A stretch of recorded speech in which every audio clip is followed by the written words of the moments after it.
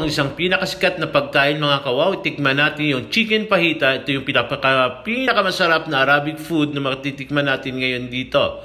Ito yung manok, ayan pineprito sa isang malaking kawali dito mga kawaw. Ito yung napakasarap na pagkain ngayon na ating matitikman. Tara at papakita ko sa inyo. Ayan, nilagay na dito yung manok. After nyo malagay yung manok, nilagay yung sibuyas, kasama yung bell pepper o capsicum na nandito mga kawaw, at nilagyan siya ng mayonnaise at saka cheese. Ayan. Cheese po yung nilagay dyan at minikos-mikos naman dyan. Ayan mga kawaw.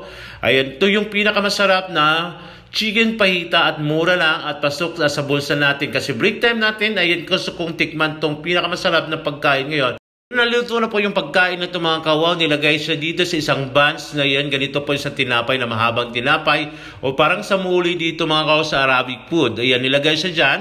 At nilagyan siya ng toppings ng mayonnaise dito mga kawaw at saka cheese. Ayan, ito yung mga pinakamasarap na pagkain o Arabic food na matatagpuan dito sa Saudi Arabia. Kasi dati sa Saudi Arabia, bago pa lang tayo sa iba yung pagkaintindi natin, ay ano kayo mga pagkain dito ba?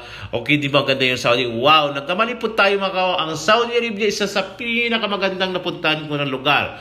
Ngayon, safe na po siya dito ngayon mga kawaw. Kaya tikman natin, iikot ko kayo dito sa katatin dito. Ayan, papakita ko sa inyo napakasarap na pagkain. Ayan, umuusok siya sa sobrang sarap. O nag-aaroma na po yung niluluto ditong chicken fajita. Ayan, kasama yung capsicum. Ayan, manok dito mga kawaw. Ayan, yung ginagamit nila na manok, yung puro laman na manok po yan. Ayan, dito po sa halagang 5 riyals. Ito po yung mga sangkap na ginagamit nila mga kawaw. Ito yung mga sangkap na ginagamit dito. Ayan po yung mga cheese. Ay, nihalo po doon dyan mga kawaw. Ayan, garlic powder at saka chili, kuting mayonnaise, yogurt, vinegar po yung ginagayan at saka cheese po yan mga kawaw at saka coriander powder yung nilagay dyan.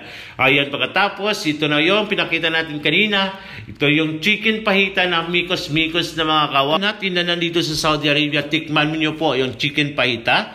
Ayan, kung nakatikim na po kayo mga kawaw, comment niyo yung mga na-experience sa ganitong klaseng pagkain na Arabic food. Kasi dito mga kawaw, mahilig sa ganito.